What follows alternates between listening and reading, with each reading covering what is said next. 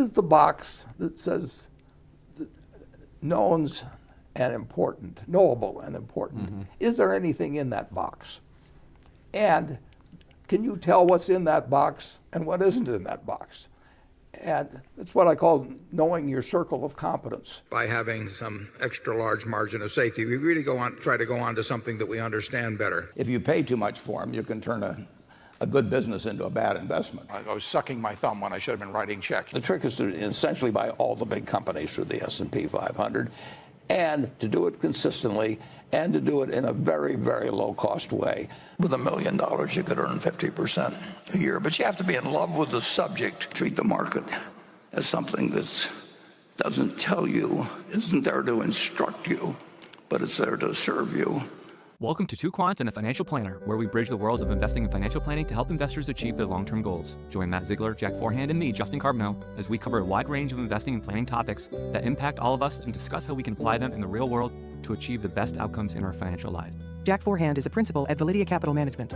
Matt Ziegler is managing director at Sunpoint Investments. The opinions expressed in this podcast do not necessarily reflect the opinions of Validia Capital or Sunpoint Investments. No information on this podcast should be construed as investment advice. Securities discussed in the podcast may be holdings of clients of Validia Capital or Sunpoint Investments. So, Matt, today we talk about the GOAT. The GOAT himself. Surely, LeBron, Michael, which GOAT? Messi? Which GOAT are we talking about, Jack? Well, as people probably know who've read the title of this, we're talking about Warren Buffett. And, we've done a lot of episodes of Excess Returns podcast where we've come through and looked at some of the clips from our great guests and talked about what we can learn from them. This may surprise you, Matt, but Warren Buffett did not respond to our letters asking for an appearance. I think if he picks to do his first podcast, Excess Returns may not be the first choice he's going to go with. We really should stop sending Professor Damodaran all that money to go to the Berkshire meeting and get him to get Buffett here. Now we finally have cracked what's been going on. But thankfully, there are tons and tons of clips on YouTube from Warren Buffett. So we've distilled down what we think are 10 lessons from Warren Buffett, and we're going to play those clips. We're going to talk about what we think about them, and we're hoping everybody can learn along with us. But before we start, I wanted to go back to what I said about this idea of that Buffett's the GOAT, because I think that's subject to debate to some extent. I probably think he is. Many people might disagree, but what's interesting is I was having a conversation with my best friend Claude a little while ago about this, because I think this relates a lot to the NFL. Are you a sports fan? Yes, but I think my response to the GOAT question, which is always depends how old you are and what you're exposed to, determines everything. So let's hear what you and Claude came up with. I'm really curious. So I think Barry Sanders is the best running back of all time. Which stats-wise he is, right? Isn't he still? My Saquon's coming for him, but yeah. This is why it relates to Buffett. This is a balance between the period of greatness and the magnitude of greatness. So Barry Sanders was the greatest running back of all time. I mean, he averaged 1,800 yards for I think it was a 4 or 5 year period or something like that. That's unheard of. But Barry was gone by the time he was 30, so he didn't have the longevity. So he's not Walter Payton or Emmitt Smith because they had the longevity. And Jim Brown is kind of the same thing as Barry. He was great, but for a shorter period. And so if you're in the Barry Sanders camp, you could maybe argue Jim Simons or someone like that is the greatest investor of all time who had better returns over a shorter period. But if you're in the longevity camp, you could argue for Buffett. But I think the one thing to keep in mind here is we're not talking about Emmitt Smith, being 38 or 40 years old and still running. The Buffett equivalent of that would be, he's 65 years old and he's still getting 4 yards a carry. Buffett did this for so much longer than everyone else. It's the equivalent of an NFL running back doing this 20 years longer than any other NFL running back. So I think that's why Buffett is probably the greatest investor of all time, is although his peak may not have been as good, he did it for so much longer than everybody else. So if you're going to pick an NFL franchise to say is the Warren Buffett of the NFL franchises, who would you put there? Well, I'm a Jets fan, and I clearly cannot pick them. You'd have to go a different direction. I might go to baseball and pick the Yankees since I'm a Yankee fan. Do you have an NFL franchise in mind? No, but it would probably, and because you can't even use the Patriots run, or certainly you can't use my Eagles run, you can't, they're just few and far between, maybe a little bit with the Cowboys, but even look at them this year. So it's hard to say this. Parity. There's more parity in the NFL, so there's not that one dominant team who, carried for a long period of time. So But I would argue Buffett is the greatest investor of all time, because of what he did and how long he did it and how unprecedented that length was. Yeah, I don't see anything wrong with that. And in 10 years, when somebody's using these clips on their YouTube channel and they're saying, it's Kathy Woods or something and doing the same version, they can make fun of us for it. It'll be great. And just before we get to the clips here, Claude had some other insights that I thought were good. Oh, He okay. thought George Soros is like Gale Sayers, an incredible peak years, but a shorter career. Peter Lynch's 13-year run at Magellan with 29% annual returns is similar to Terrell Davis, who was very, very good at the Broncos for a period of time, and then injuries kind of derailed his career. And it felt like Ray Dalio's 40-plus years of solid returns at Bridgewater mirrors the consistent excellence of Curtis Martin, which gets back to my Jets thing, because he is basically the only good thing that has ever come from my entire career of watching the Jets. No. You had some moments. Jack. There really weren't too many moments. I guess the Rex Ryan era for a little bit or something like that. But anyway, we'll move on to Warren Buffett here. And before we get into a bunch of clips about Buffett, I want to start with Lawrence Cunningham. He's a professor at George Washington. He's one of the best scholars on Buffett that there is. And we asked him what makes Buffett great. I'll call it absorption. What I mean is he's been a learner his whole life. He's read a lot, well known for that. He's paid careful attention to the thoughts of others from all different points of view. He's weighed evidence. He's gathered a lot of evidence, thought about things carefully, and has a high absorption rate. And so he gathers lots of information and then analyzes it. So, and then within that framework of mostly skill, heavy absorption, I'd say discipline and rationality. Again, something all of us could potentially do or do better. All of us make basic psychological mistakes, or sometimes they're sensible and practical. You're engaged in behavioral propensities that might lead you to a sub-rational decision. He's been very aware of those realities of human thought and behavior, and has done a really good job of controlling his health. So that kind of disciplined rationality, and it translates into being patient, waiting for the right pitch, as they say in baseball, as he says a lot. Waiting till the opportunity to swing. Yeah, I think this is great. I mean, he talked about two different things here. So absorption. I mean, the amount of stuff Buffett is taking in, Buffett's famous for, he's sitting there reading, a huge portion of the day. He's reading all these annual reports. I mean, he's absorbed so much information, and he's allowed himself, by the way he set up the way his company works, to be able to do that and to absorb so much information in his career. And that's a big part of this, I think, is his willingness to absorb things, but also his ability to do it. And this idea of disciplined rationality around that, I think, is really fantastic. And I know we're going to hit this in a bunch of the points too, but it's the psychology of decision making, which isn't necessarily that you perfectly understand. Buffett will sit down and study the heck out of that thing to get all the details, but then it's that decision making discipline, that the rationality applied to it, of saying, like, I have a process for unpacking and systematizing this thing in a way where I either can make sense or make not. And that skill, to be an absorption machine with that catalog or referencing or like tagging mindset that he does it with, truly a next level skill.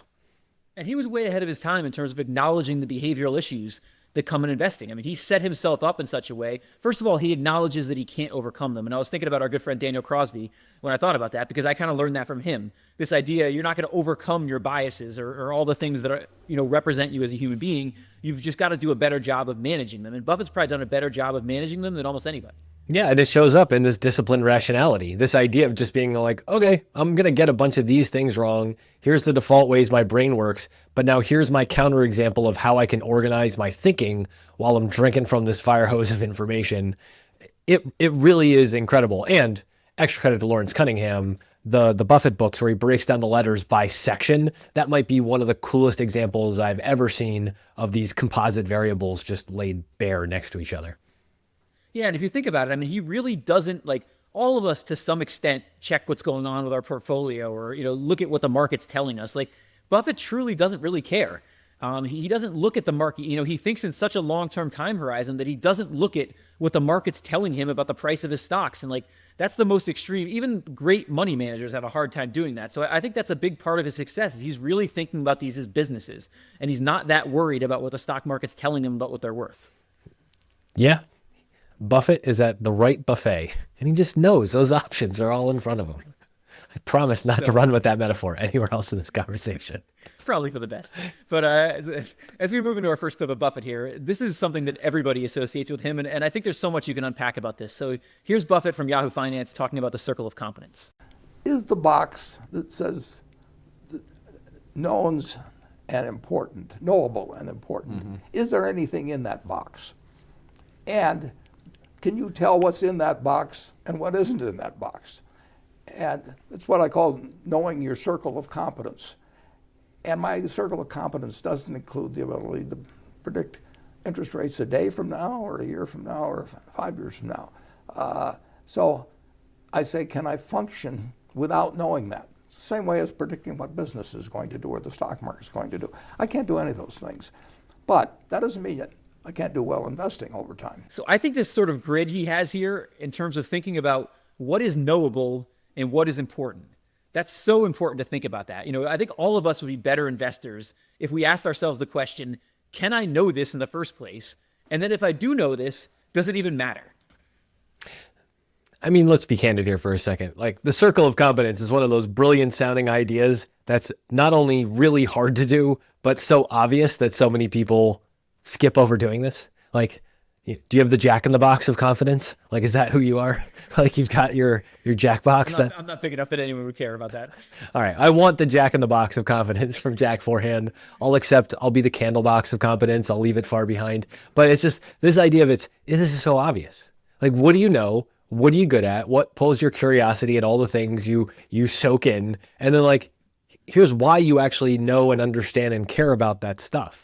And filter everything through it. It goes right back to that first quote from Lawrence Cunningham when he talks about it. Like, this is the disciplined rationality again of just drawing a circle, like actually drawing the bullseye. You're now going to try to throw stuff at and be like, oh yeah, that's off the bullseye. I don't have to care about that. Amazing.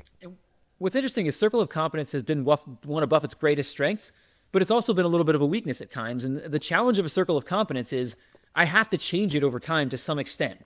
I have to expand it. If I say, like, if I'm back in 1950 and I'm like, here's my circle of competence, and I'm looking at it today, like, I can't evaluate any companies because there's really, maybe a few, but there's not many left in there. So this whole issue of Buffett with tech, he obviously did very, very well with Apple, but he also will admit maybe some of the other ones, maybe the Googles or the Microsofts of the world, he should have expanded his circle of competence a little earlier than he did. So it's such a double-edged sword, this idea of circle of competence. Yeah, and I'll defend him on this, and this is my appreciation that I've gained over years of trying to learn from this stuff, is even the way when you look at how he talks about Apple, he has to take and translate some of the stuff that Apple is doing as building a quality business with the cash, with all the other stuff. He has to be able to take the way he thinks about an industrial company and go, oh, here's a bunch of the same ways I already know how to think about this other business type in this new domain. And it takes him a while, and we see that in his track record of like building those bridges of connectivity. But then once he starts to build those bridges of connectivity, he goes, all intangible assets aren't created equally, for example, or understanding some of this stuff. Oh, book value, I have to actually think about on different terms when I have free cash flows like this in a tech company. It's kind of the same circle of competence, but he's just extra clawed. He's retraining it on a new data set. And he's got the unique ability to do that, where for a while it's outside, but then he figures out how to bridge it over. That's a unique skill. And to your point, if I want to make an error, I probably should make an error of staying inside of my circle of competence rather than going way outside of it. So if Buffett decided, like, I'm a great biotech investor and I'm going to figure out like when drugs are going to pass trials or something like that, that could have gone horribly wrong. So he's probably better off not having done that and maybe missing a little bit on some of these tech names because he took a little bit of time to expand it to make sure he knew what he was talking about. I know it's awful, but like thank the powers that be for him like not going senile and deciding to like buy crypto or something in the last couple of years here. Like Buffett has stayed true to him. He stayed true to the circle of competence, and man, even without Munger, just the brain on him that he's still doing this at this age is just, I hope for us all we can experience that. So of all the words that are associated with Buffett, circle of competence would be one of the first things people would think about. This next one is probably the second, which is margin of safety. And so we've got two clips here from the annual meeting. We've got one of Warren and one of Charlie talking about the idea of margin of safety. We favor the businesses where we really think we know the answer. And therefore, if a business gets to the point where we think the industry in which it operates, the competitive position, or anything is so chancy that we can't really come up with a figure, we don't really try to compensate for that sort of thing by having some extra large margin of safety. We really try to go on to something that we understand better. So if we buy something like See's Candy as a business or Coca-Cola as a stock, we don't think we need a huge margin of safety because we don't think we're going to be wrong about our assumptions. That margin of safety concept boils down to getting more value than you're paying. And that value can exist in a lot of different forms. If you're paid 4 to 1 on something that's an even money proposition, why, that's a value proposition too. It's high school algebra, and people who don't know how to use high school algebra should take up some other activity. I think this is something a lot of people get wrong. First of all, I think a lot of people who are not Buffett followers and think about the idea of margin of safety, think of it as like something like the stock can't go down because I've got a margin of safety, or the stock can't break through the margin of safety or something like that. And Buffett's not thinking at all about the market price when he thinks about this. He's thinking about what the business is worth and what he has, like what he's paying relative to what he thinks the business is worth and what his margin is between those two things. He's not concerned about like, oh, the stock could never go down below the margin of safety or something like that. Yeah, and God love the technical analysts, and like, I don't know, they'll send Brent Donnelly over to like smack him on the head or something with it. But it's like, your stop loss is not your margin of safety. Not in this sense of the word. Like your support level, not your margin of safety. What he's talking about, and I think I get more of it from this Munger clip when I watch it, is this was a flip in my brain for it. Margin of safety is basically walking into your elementary school cafeteria and understanding who's going to try to steal your lunch money. It's literally going like, I'm in 5th grade now, I'm at the top of the feeding chain. Nobody can steal my lunch money. Nobody can beat me up. That's margin of safety.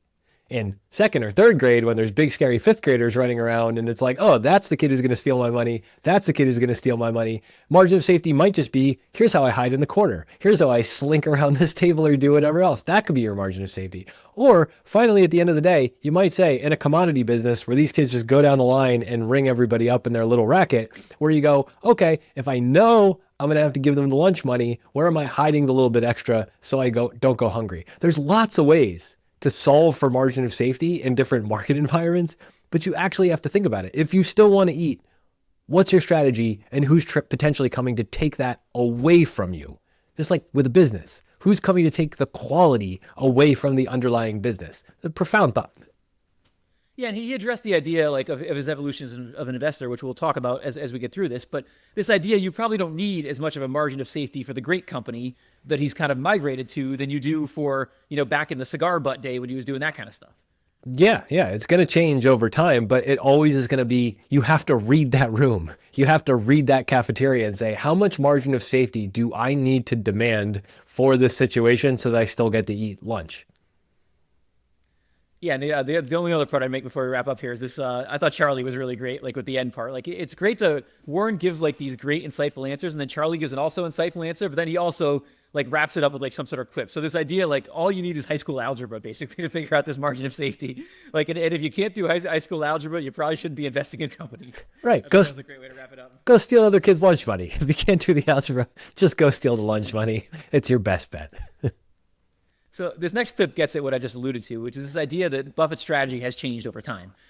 So he began his career as more of a cigar butt, let's buy these really deep value companies, and he evolved into buying better companies and trying to buy them at a reasonable price. So we've got two clips here. We've got a clip from Buffett and Fortune talking about this, and then we've also got a clip from Lawrence Cunningham talking about the role Munger played in this evolution. A good business is the one that earns a high rate of return on tangible assets. Very simple. That's pretty simple, yeah. And the very best businesses are the ones that earn a high rate of return on tangible assets and grow. But even ones that don't grow, if they earn a high return on tangible assets, and then of course if you don't pay too much, they can be a good investment. They're a good business to start with by the high returns. If you pay too much for them, you can turn a good business into a bad investment. But if you pay an appropriate price, you can do all right. Now the big mistake which we made in the early years was to try and buy a bad business at a really cheap price, and it took me about 20 or 30 years to figure out that wasn't a good idea. I think everyone would agree, and Warren has said, and Munger has accepted his emphasis on business quality over investment price. Up until 1972, Warren had taken very seriously the philosophy of Ben Graham to emphasize price. And it made all the difference in an investment to Warren. So he'd be willing to buy a lousy business if he got it for a super cheap price.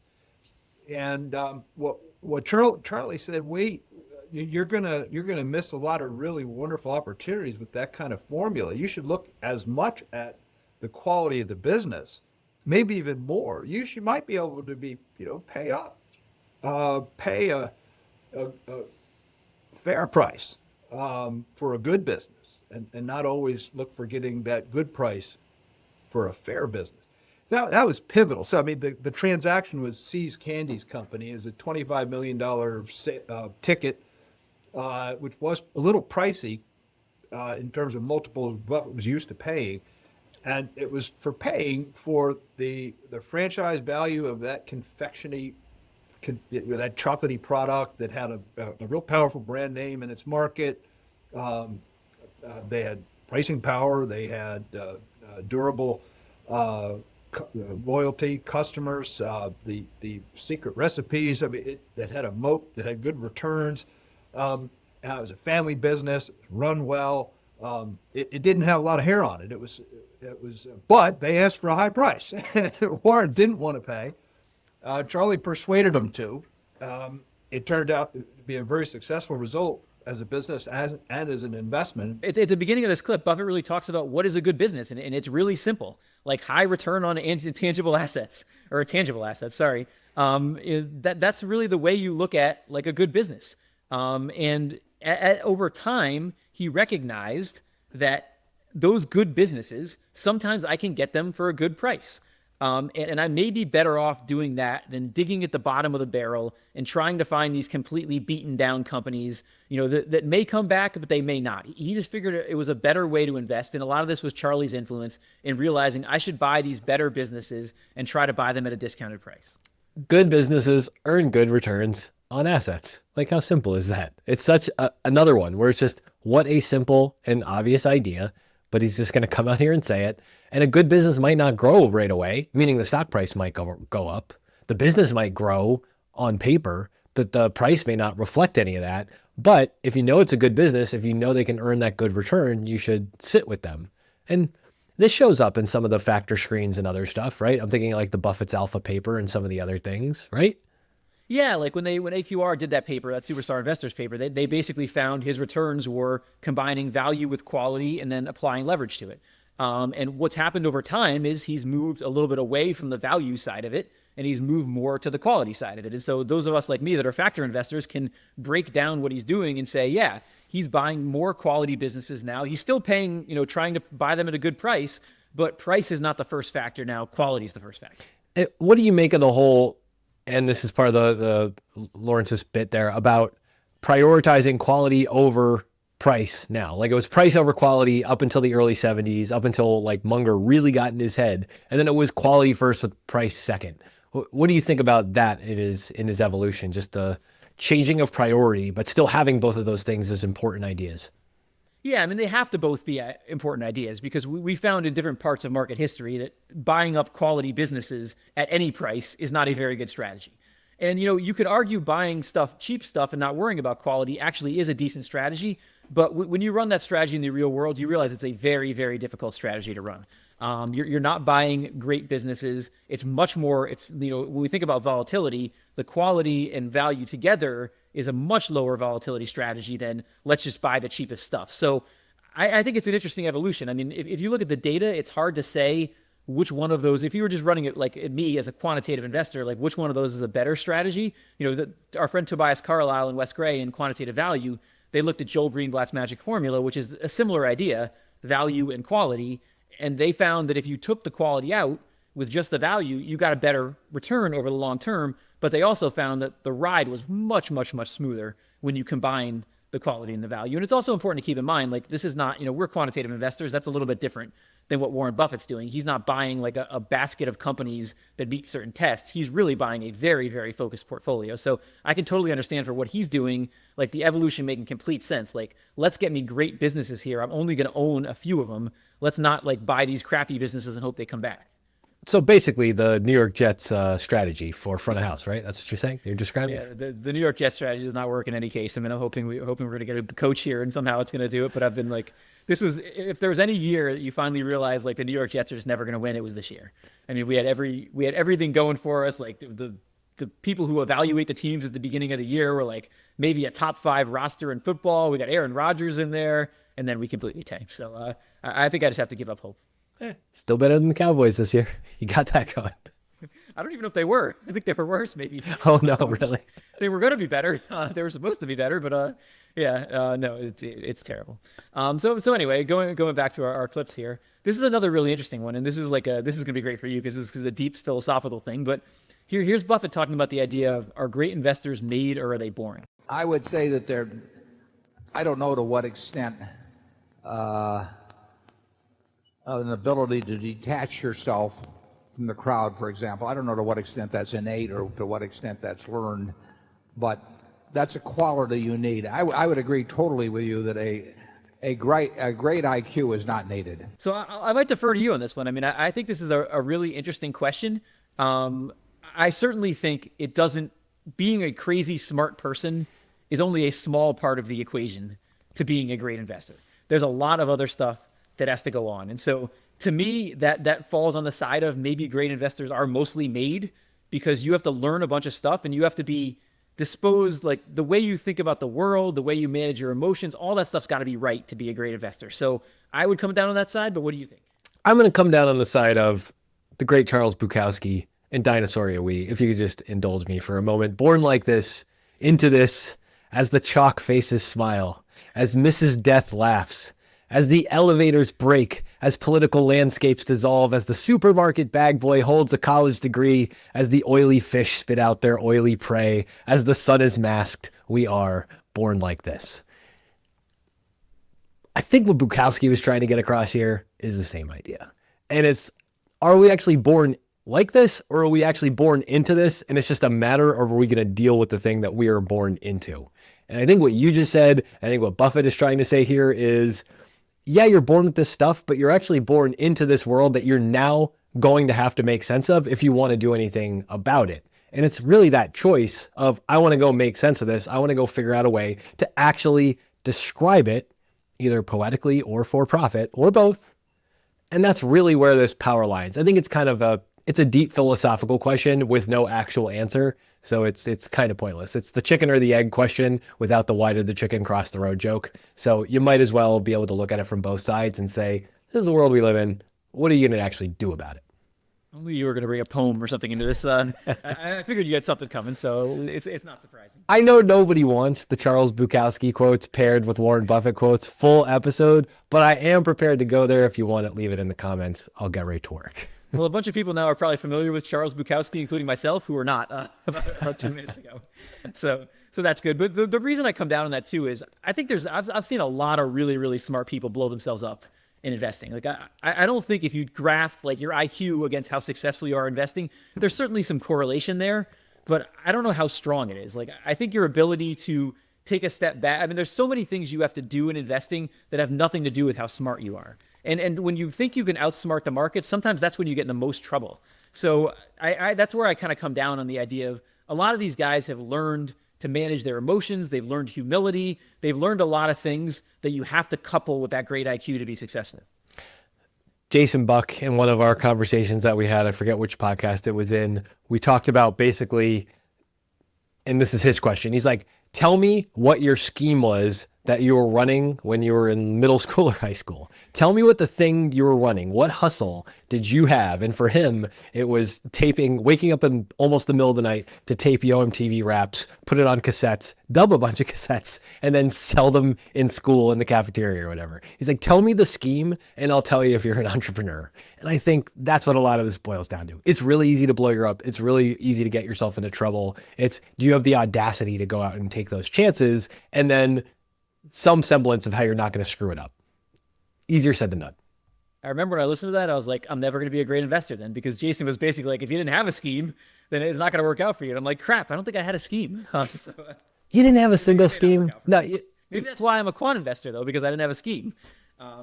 That's I need the computers to do it for me. We're going to psychoanalyze you on a different episode, but you must have had something. So even if you are, like an Eagle Scout, come on, what were you actually doing? No, I mean, I was doing all kinds of stuff, but I wasn't an Eagle Scout. Yeah, I must have had something. I just don't remember. It's all a blur for me. All right. We'll come back to this. We're going to find out you were like building robots in your basement or spaceships or something. You were like the little brother in Better Off Dead. You were the one reading the manuals and doing better. I love it. So this next one's about Buffett's biggest mistake, and it's a joint appearance he did with Bill Gates. So here's what someone asked him from the audience: what is your biggest mistake? And here's what he said. We've never lost that much money on any one investment, but it's the things that I knew enough to do that I didn't do. We have missed profits of as much as, maybe $10 billion in things that I knew enough to do and I didn't do. Now, the fact I didn't buy Microsoft way back is not a foregone opportunity, because I didn't know enough to make that decision. But there have been other investments where I did know enough to make the decision, and for one reason or another, I either didn't do it at all or I did it on a small scale. I was sucking my thumb when I should have been writing checks. So I would say this is true of me, like in life and in investing too, is this idea that the biggest mistakes are always errors of omission instead of commission. Like the biggest regrets are always things, you didn't do rather than things you did do. And so that would mirror like what I've seen in my life too. I think errors of omission have always been my biggest mistakes. Sucking my thumb when I should have been writing checks. I mean, that is the greatest. It's a good way to put it. That is the greatest. Why, little baby, are you sucking your thumb when you should man up and write a check already? So good. And I'm right there with you. The actual biggest mistakes are not the boneheaded walls that I've run into, and there have been a great many. But the actual mistakes are the things where I look back and go, holy crap, why didn't I start doing this 10 years ago or 5 years ago or whatever?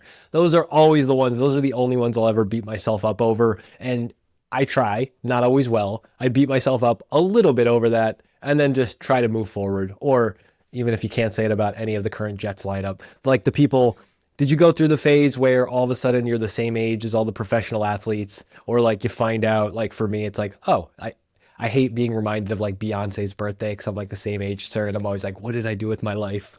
Like, what am I actually doing with my life? Look at what this person accomplished. This NFL guy, they're like, he's 32 years old. And over the hill. Right. Like, oh, crap. Put him out to pasture. So much older. Like, I could not be in any sport anymore, I don't think. I needed to be golf or something like that, but I couldn't perform. I mean, I couldn't perform any sport at a high level anyway, but I certainly couldn't do it anymore. Like, I'm so much older than all these guys now. Those are the biggest mistakes. And Jack, don't let anybody tell you that you couldn't crack that New York Jets lineup. I have faith. You could get the call up today. I would be like dead within 5 minutes, I think. I don't think I would be just injured. Great way to go out. Great way to go out. You'd get a sweet jacket, nice helmet. Like, I wouldn't survive the first hit. But anyway, going back to Buffett, like this is what, I mean, for him, this amounts to companies he didn't invest in, like things he didn't do. And I thought it was interesting. Like he talks about Microsoft. Like obviously he probably wishes he invested in Microsoft, but he doesn't talk about it like that was a big error because he doesn't feel like he knew the right things at the time to invest in Microsoft. But then he'll talk about other companies and say, I should have known it. Like I had it in front of me. It was within my circle of competence. I should have invested. So I think it's interesting. Like he's not just saying like every tech, stock or every Mag 7 stock or whatever it is that went up, like that was a mistake. He's looking at what I knew at the time. If I had analyzed it properly, should I have invested? Yeah. He's looking at the professional athlete, in which case strangely is Bill Gates, and going like, I'm not going to judge myself for missing this thing, but I understand what I understood. And I think this is one of the other cool things about it. He understands like, clearly I'm not getting something that the market is getting. Is there actually something there that I need to understand? Because the market is telling me I missed a giant opportunity. So is that opportunity actually something I should have understood before? There's an intellectual honesty. That's the difference of me or you going like the 32-year-old football player should be put out to pasture. And we're like, oh God, we are already in our graves apparently. This is the equivalent of being like, oh yeah, like that there's something actually going on there. Should I pay attention? And maybe that's the equivalent of, real teams who, sign real running backs and stuff like that. So one of the great things about Buffett is he's an active manager. he believes he has obviously outperformed the S&P for over a long period by a lot.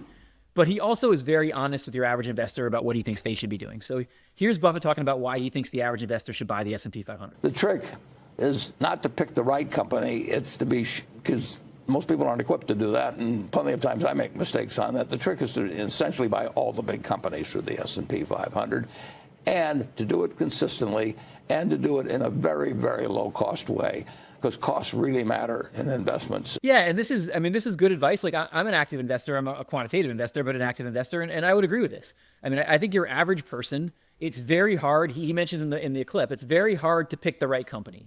And if you think you can pick the right companies, most of the time you're going to be wrong. So the best thing you could do is buy them all, keep your costs down, and compound over time. And I think that's great advice for the vast majority of people. Build an index you believe in. Like, that's kind of what he's saying, right? Like, if you're not going to go out and build Berkshire Hathaway, go buy the S&P.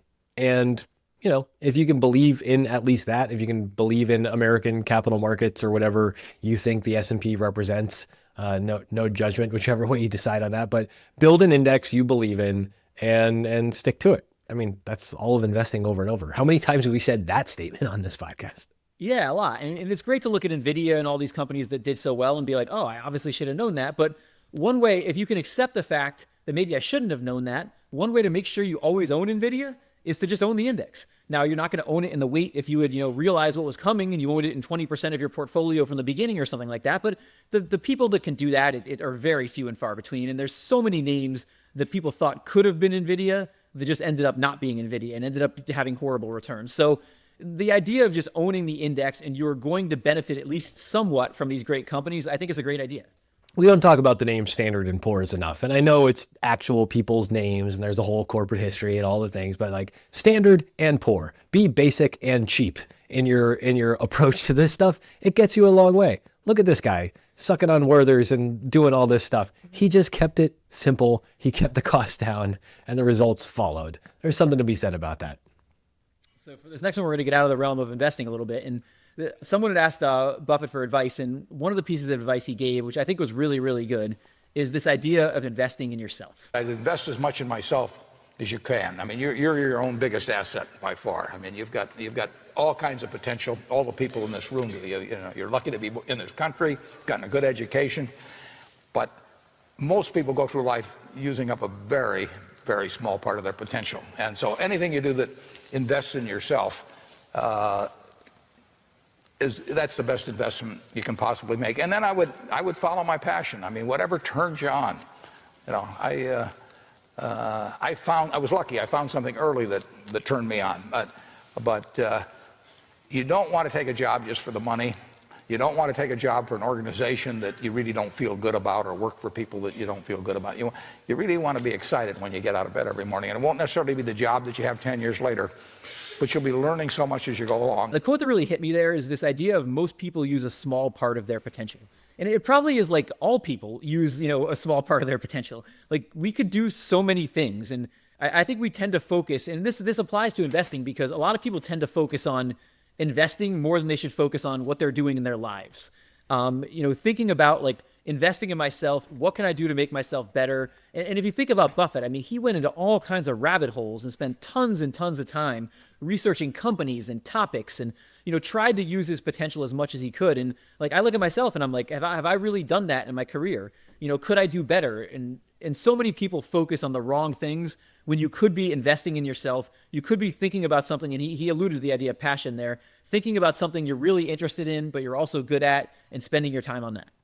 This makes me go back, and now especially here in the year of our Lord 2025, we're all talking about psi stuff and whatever, the telepathy tapes and all that stuff. It's like, do you know what percentage of your brain you actually use? Which is a great and fast...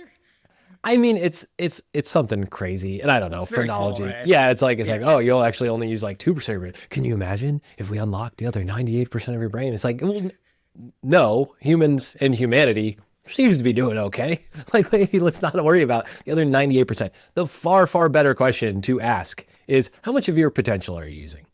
And is there any chance we could just bump up the percentage of your potential that you're actually using, meaning like the time of day when you're not doing remedial or pointless or whatever tasks are there. If you actually have something that can add value into the world, financial or otherwise, how much time are you actually spending on that potential? And I think kind of the inverse of that to bring, I know we don't have any Wes Gray clips in this, but Wes in one of my favorite things, quotes to steal all the time, the benefits to brain damage ratio. And kind of the corollary to this is your potential. Like the benefits to brain damage. How hard am I going to work on this to get the outcome that I want out of it? Well, okay, what about the things that are easy for you to do that are hard for somebody else to do? How much time are you putting into that to actually realize that potential? Because that's a structural advantage you have. So investing in yourself, investing in your own structural advantages. I loved watching Buffett give this advice. I just think that's so cool and so honest. And also so, hey, you don't have to be me. It's your potential, not my potential manifest in you. The other debate that this brought up for me is this idea, and I think it's Scott Galloway that said this, you'll know this, but isn't it Scott Galloway that says like following your passion is a bunch of garbage? There's a couple people who say that. I think he is one of the people who will tell you follow your bliss is terrible advice. Are sorry. Apologies to the, Star Wars franchise and everything else that follows in the hero's journey legacy. Mr. Joseph Campbell, thank you. Sorry about your bliss. And it is true because you do have to couple that with something you're good at. Like if you just follow your passion down some rabbit hole that's never going to, go anywhere, like you can't necessarily do that. And I mean, all of us have to support ourselves. We have to put food on the table. We have to. So I think that putting those two things together is really important. Like the passion for what you're doing, but also the fact that you at least have some sort of skill or you're at least somewhat decent at it. Yeah. And I know he wasn't the first guy to say it, but like Joseph Campbell, the guy who follow your bliss became his tagline, like go watch the Bill Moyer PBS specials from the 80s on this topic. I don't know how you got me down this rabbit hole. Plenty of coffee today, apparently. But this idea of like, even the guy who's out there teaching these lectures and saying, follow your bliss. Well, his bliss was researching mythology, was researching myths, was literally going like, here's made up stories on cave walls and whatever else. I'm going to discover this monomyth in between them and trace this stuff. Follow your bliss is really just saying, follow your curiosity, find the things that you have potential in, and then figure out how to organize your resources around those things. Certainly, he wasn't thinking when he was studying cave paintings and like Egyptian mythology, how that was going to turn into George Lucas and Star Wars tapping him on the shoulder and saying like, hey, could you clean up this samurai story in space we're cooking up? Like he never could have seen that coming. So neither do you. But if you find the thing you're good at, who knows what other optionality the universe might have in store for you. So this next one flows logically, I think, from that one. And here's Buffett at the annual meeting, and he's talking about this idea. And this is an idea I think about all the time. So he's talking about the idea of having the right heroes. There's no question you're 100% right in terms of having the right heroes. And, you're lucky if you get them. I mean, Charlie had them. I had them. And the interesting thing, my sister is here today. My younger sister that with the two survivors, and we both experienced having the same hero, even though as we grew older, we saw that we didn't agree with plenty of his ideas, but we did agree with his values and motivation. Yeah, well, first of all, I would say like many of us in the world tend to have the wrong heroes for a lot of different reasons. But I thought that the bigger part for me out of this was this idea that heroes aren't perfect. And anybody you look up to is going to have their flaws, and you almost want them to. I mean, nobody in the world is perfect. And even if you look at Buffett and you say, he's my hero, like there's a bunch of issues in Buffett's personal life. I mean, Buffett will admit he wasn't the greatest father at times. Like everybody has trade-offs. Everybody has things they're good at and things they're bad at. And finding a hero is not about finding somebody who does every single thing well. It's about somebody you can look up to, but is also an imperfect person like you are, I think. You think Buffett's ever seen The Boys? Do you watch The Boys? Have you ever seen that? The Amazon show? Okay, it's basically like, yeah. I assume he probably hasn't either. Yeah, probably not. Probably not. I guess. That's okay. Maybe you read the books. This idea that like even the superheroes are flawed. The more extreme version, Meet the Feebles, classic, Peter Jackson's best movie since way pre the Hobbit stuff. Like we mythologize these. Anytime you are applying the word hero, you should basically also go like, take it down a peg. Like, yeah, Buffett, great investor. And even it says in the quote, like just, you can disagree with part. You still have to look for the values and the underlying motivation and find that, because there's always going to be a lot of baggage that you don't want. I don't want to be the husband that Warren Buffett was. I don't want to be, if I have children, or I'm sure with you and your kids, like, you don't want to be the father that he was, but you can still look at some of that underlying stuff and say, here are the pieces I respect.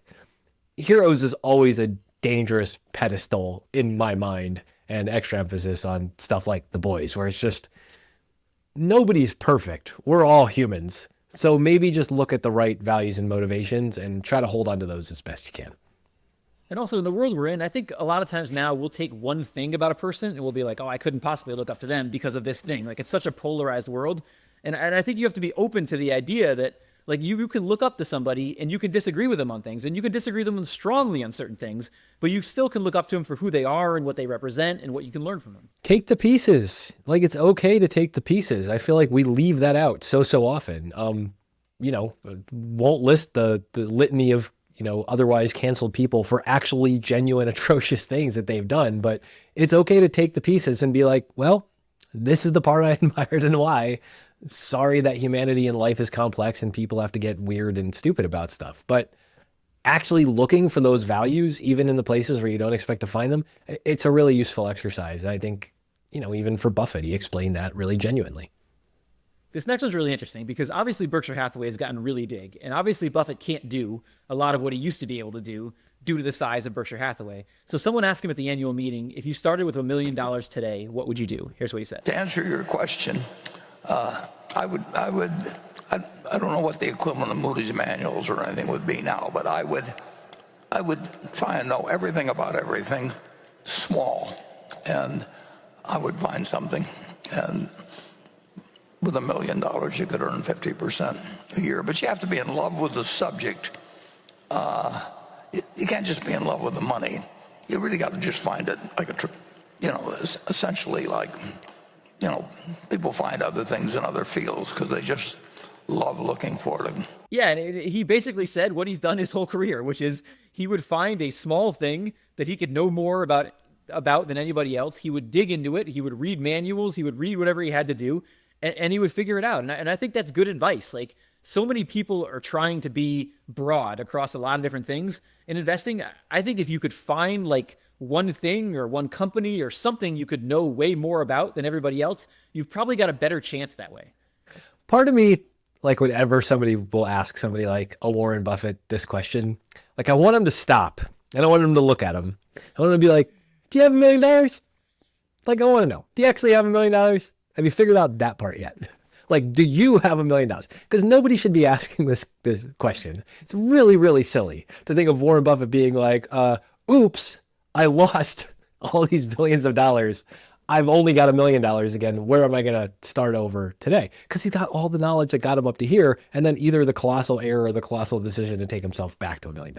So really, anybody asking that question, it's like, A, do you have $1 million? And B, if you don't, how do you want to get there? If you even want to get there. And, C, if you do have $1 million, like, what do you want to do? Well, you can't do the playbook that he played out, and you can't really do exactly what he's doing today. So you're going to have to figure out your own path through the middle of this.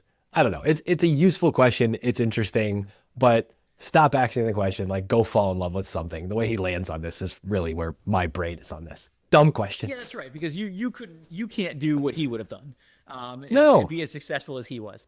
The one thing I think would be a very interesting question is, so if Warren Buffett, and he obviously can't do this because it plays to, like, how do his skills translate to the world we live in today? Like, if Warren Buffett was starting a $100 million fund today and had to manage it, could he still produce really great returns? Because obviously we all know he's hamstrung by the size of Berkshire Hathaway. He can't buy like almost anything. Like, he can't find a small cap stock he's in love with and think it's going to do great and buy it. It makes no difference. It's a rounding error. So I do think about that a lot, like, because the market is more difficult than it was at the beginning. Obviously, when there were no factors and there was no value factor in people figuring this stuff out, like, could he still do it today? He probably couldn't produce the returns he did at the beginning, but could he outperform the S&P by a decent margin right now if he had a smaller pool of capital? Yeah, and I look at that and I go, when he says find something small, he means small relative to him and big enough to have an impact meaningful to you if you had the $1 million.